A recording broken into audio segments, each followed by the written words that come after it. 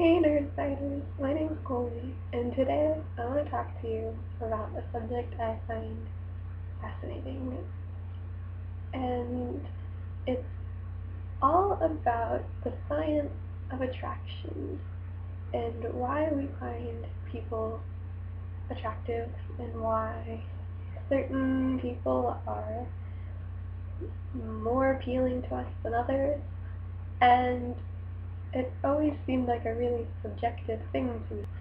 But did you know that there's science behind it? Science is just a part of everything, isn't it? It's just excellent.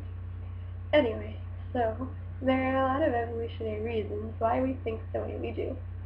So throughout this whole thing, just keep in mind that organisms want to win at evolution, and the way to win at evolution is to pass on your genes.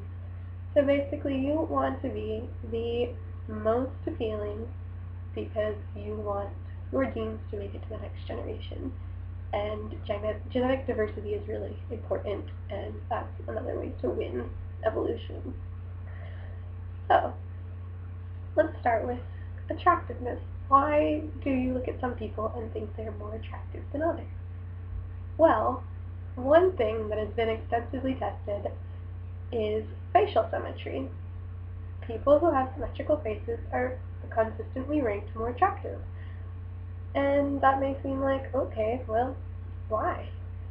Well, if your face is symmetrical, then you probably don't have any genetic deformities or other things that would cause you to look physically deformed, and also maybe hint to others that your genes are defective and you would not be a good mate choice because you may not produce viable offspring.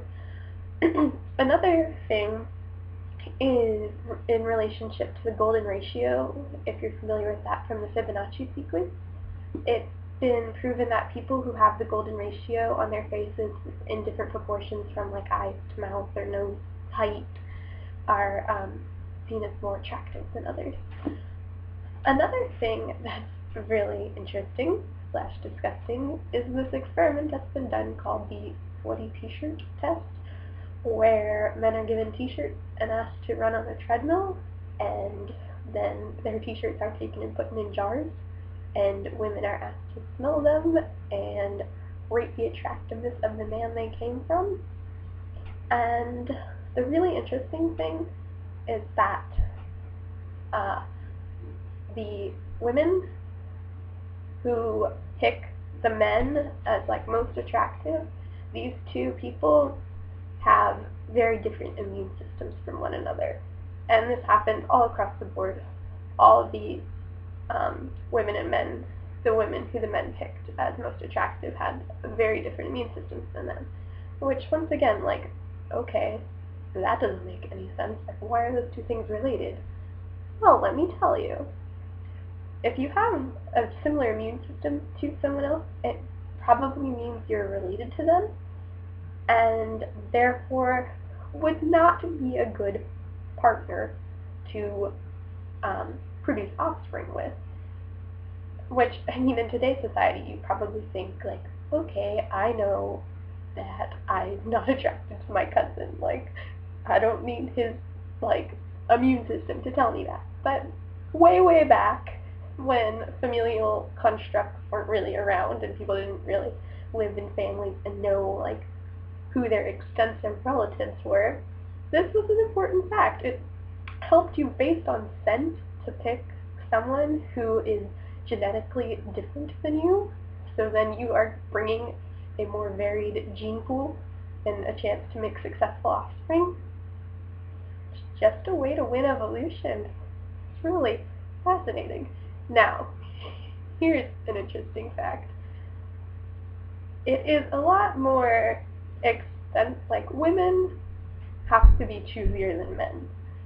Not just because we're high maintenance and we like to be difficult. No, because we are taking a bigger gamble when we choose to make offspring, because we are way more invested in it than men are. If you think about it, a man could potentially father a child, like, every night. There's no, like, limit on their, like, bodily functions.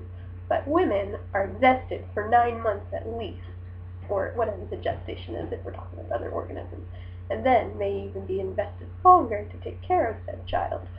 So, women are pickier than men. So, there's just a little glimpse into science of attraction.